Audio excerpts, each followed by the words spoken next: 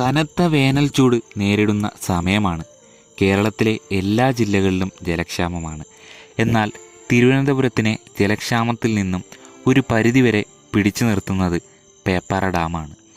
അഗസ്ത്യൻ്റെ മടിത്തട്ടിലെ കരമനയാറും വാഴപ്പൈന്തിയാറും അട്ടയാറും കുട്ടിയാറും മുതുമറയാറും തൊടയാറും ഇവയെല്ലാം എത്തിച്ചേരുന്നത് പേപ്പാറ ഡാമിലായതിനാൽ തിരുവനന്തപുരത്തുകാർക്ക് ഒരു പരിധിവരെ ജലക്ഷാമത്തിൽ നിന്നും രക്ഷപ്പെടാം. പേപ്പാറ ഡാമിൽ നിന്നും ഏകദേശം ഒരു 20 കിലോമീറ്റർ താഴെയാണ് അരുവിക്കര ഡാം. ഈ അരുവിക്കര ഡാമിൽ നിന്നുമാണ് തിരുവനന്തപുരത്തിന് ആവശ്യമായിട്ടുള്ള ശുദ്ധജലം ശുദ്ധീകരിക്കുന്നത്.